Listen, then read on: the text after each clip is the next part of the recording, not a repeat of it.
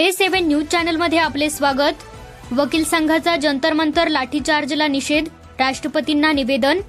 नीट परीक्षा पारदर्शक करा, शिक्षण मंत्र्यांच्या राजीनाम्याची मागणी।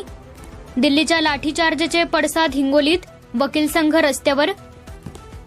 दिल्लीतील जंतर मंतर येथे विद्यार्थ्यांच्या जन आंदोलनावर झालेल्या लाठीचार्जचा निषेध करण्यासाठी हिंगोली वकील संघाने जिल्हाधिकारी कार्यालयात निवेदन दिले। वकील संघाने सोनम वांगचूक आणि अभिजित दिपके यांच्या नेतृत्वाखालील सुरू असलेल्या आंदोलनाला समर्थन दिले आहे।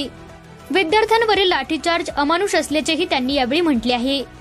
नीट परीक्षा पारदर्शक करावी, राष्ट्रीय परीक्षा संस्था बरखास्त करावी आणि शिक्षण मंत्री धर्मेंद्र प्रधान यांनी राजीनामा द्यावा, अशा मागण्या या निवेदनात करण्यात आल्या आहेत। वकील संघाने दोषी पोलिसांवर कारवाई करण्याचीही मागणी केली आहे।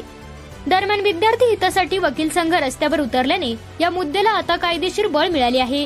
A7 न्यूज चॅनलसाठी अनिस अहमद, हिंगोली। आज कशा संदर्भात निवेदन केलं?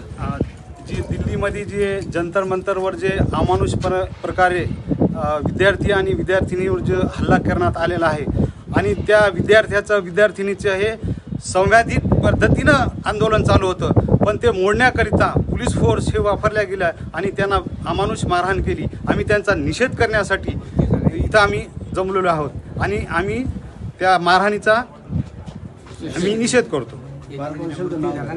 मी वकील संघाचा अध्यक्ष व सर्व वकील संघातर्फे या घटनेचा मी जाहीर निषेध करतो।